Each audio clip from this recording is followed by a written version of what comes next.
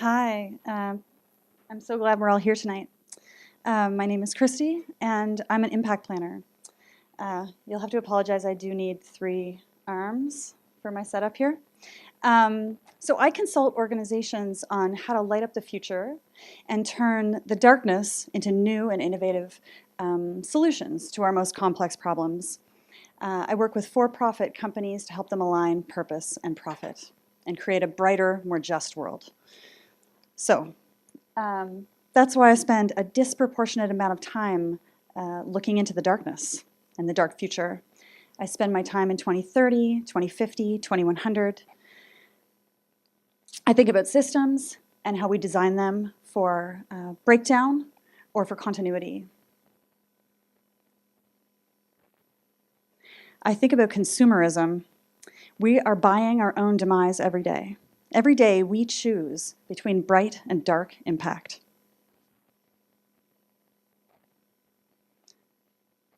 This installation in Berlin says it all. It is called Politicians Discussing Global Warming. So ancients are defining our future as sea level rises. Ancient systems, mindsets, and tactics dominate our lives.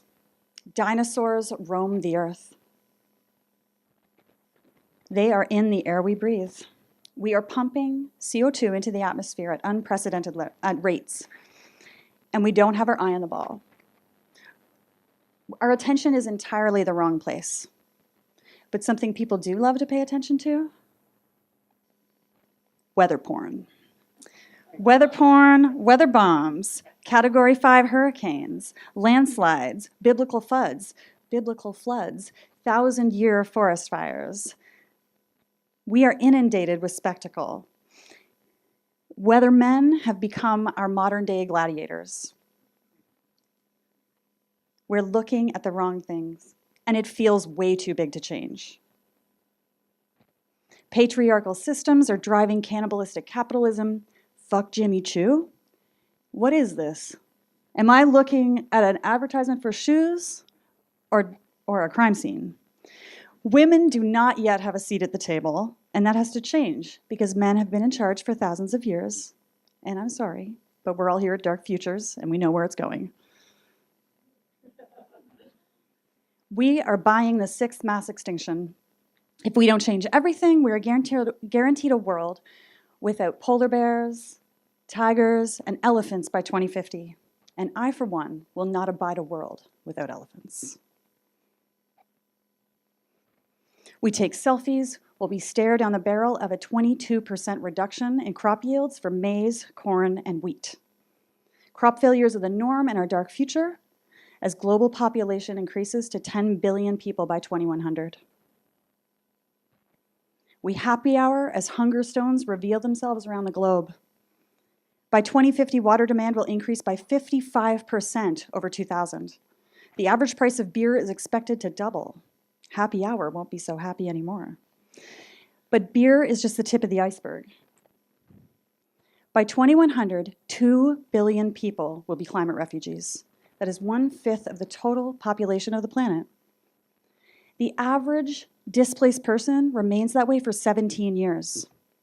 Our dark future is one full of suffering on a level even all of us imaginative people here can't fathom. So, late-stage capitalism is a tire fire. Darkness is falling, it's terrible, and we have to look at it. I understand why people shut down selfie, Black Friday, happy hour. I totally get it. I understand why they don't want to look at it. The ancients and the darkness are too big for us to deal with. I just happen to be one of those people that can look into the darkness and then have a sandwich. This is my superpower. I can look at the darkness and not lose my appetite. And I suspect, because you're here at Dark Futures, you're the same way. So, what happens if collectively, on a societal level, we all accept our dark future? What happens then? I believe dark impact is the clay from which we must craft elegant solutions. We can't go around it. we have to go through it. When we look at the horror of the worst case scenario, when we realize that our backs are against the wall, we will find our most courageous, creative selves. And this is how we light it up.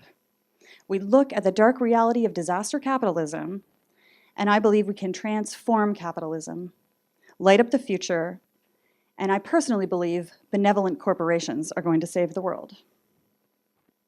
They're going to empower women and girls through education and family planning. Drawdown, the most comprehensive guide on reversing global warming, 2003, climate change. Lists girls' education and family planning as the 6th and 7th most effective tactic for reversing climate change. And this isn't just about population control. Women bring alternative views and strategies to government, policy, business, and defense. Globally, numbers of female peacekeepers and police are on the rise. These groups are already being deployed in conflict zones. Imagine a global force of badass women at every level of society protecting people and planet. For example, the Black Mambas. Who knows the Black Mambas? What? 2? Okay. I'm so glad you're here.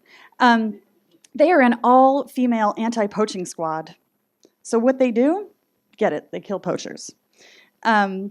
This is a perfect prototype for future efforts to create meaningful employment and protect biodiversity.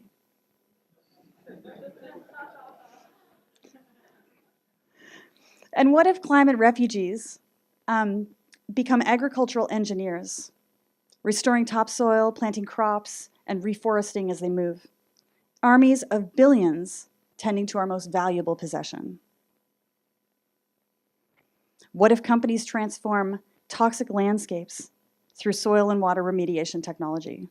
Corporations power washing unlivable landscapes and restoring them so they may once again absorb CO2.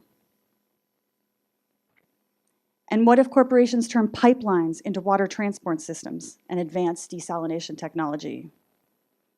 We are Canada. We have most of the world's fresh water, and we can hydrate the world. And what if refugee camps become smart cities, designed to maximize resources and easily move?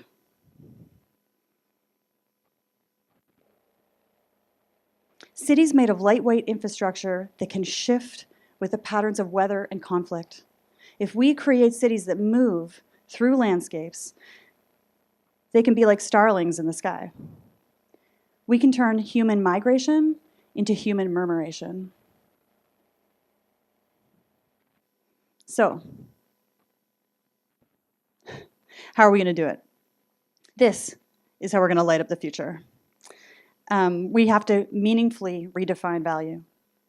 The triple bottom line, equally valuing people, planet, and profit, is the way to create a bright future. It changes everything. And this is not some far-fetched idea. It's already happening.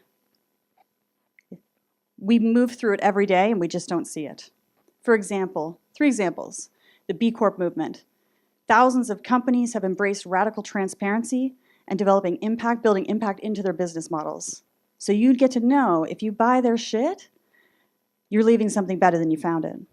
Larry Fink, the CEO of BlackRock Investments, the $6.3 trillion man, sent a letter January 18th, 2018, stating that if you don't have a sense of purpose beyond profit, you're not going to have a business model.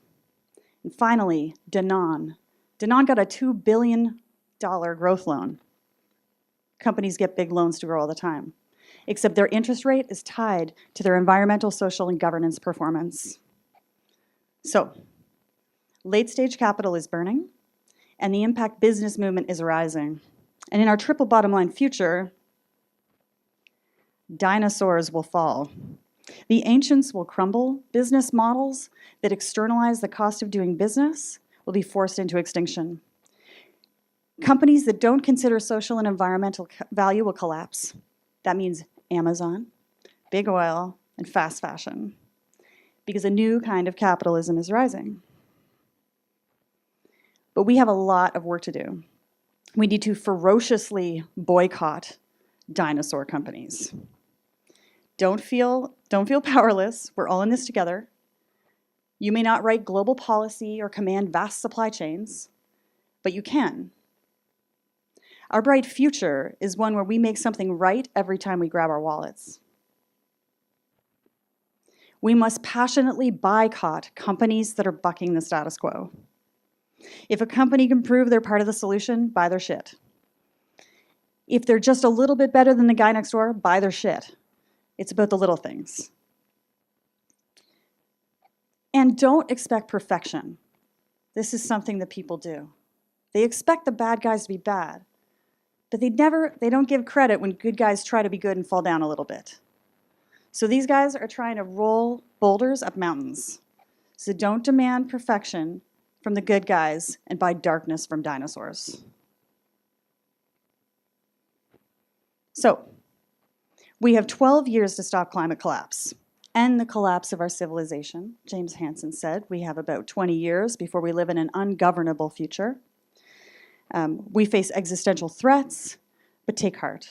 The revolution has begun, and we need you. We need to drive the dinosaurs into extinction because we're consumers, and corporations are nothing without our money. So get comfortable in the darkness, grab your wallet, and join the revolution because it's time to light it up. Thank you.